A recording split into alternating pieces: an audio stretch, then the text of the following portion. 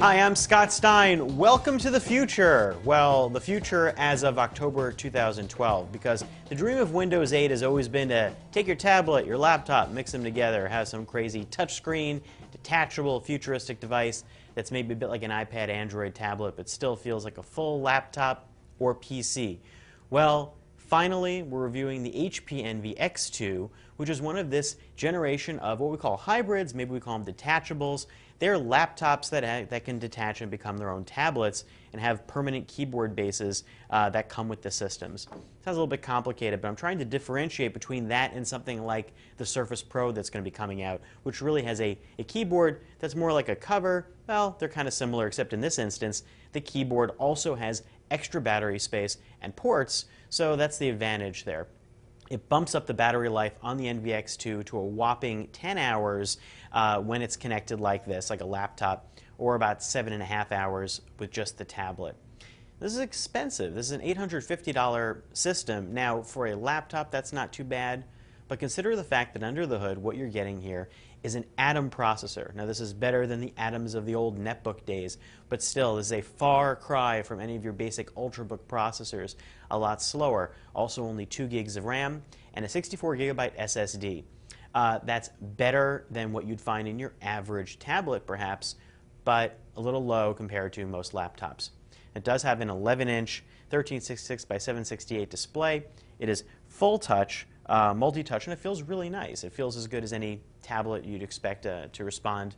And you also have in here NFC. I'm not sure when you would actually use that. And a modest selection of ports. You've got 2 USB ports, HDMI, SD card slot, and that's it. And there are no ports in the tablet itself. It's really made to be used as a kind of a consumption tablet device, not to connect to anything. So you'll need to plug it into this base. The trackpad here is fine. The keyboard feels comfortable. Now consider that you could get a super budget laptop and a really cheap tablet, maybe something like a $200 Android tablet or even an iPad mini at $350, and come to about the price that the HP Envy X2 is at. And that's kind of the conundrum here. Is it really worth combining all of that and paying pretty much the same thing and hobbling your performance a little bit?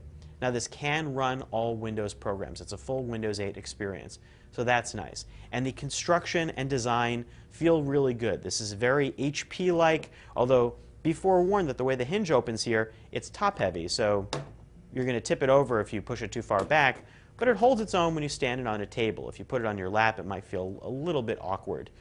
And detaching the screen is hard to do with just, yeah, as you can see, it's a little bit hard here.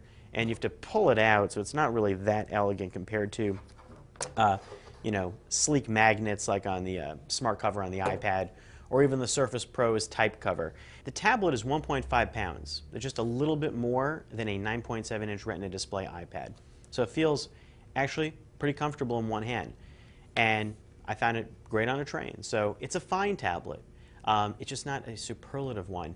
This is a sort of laptop that is one of the better convertible devices that I've seen that has a detachable tablet, but it's nowhere near as do-it-all powerful as something like a Yoga 13, and you're paying a lot to get on board this. This is no bargain, but it is an interesting product that generally works as advertised as long as you're treating it like a fancy touch netbook.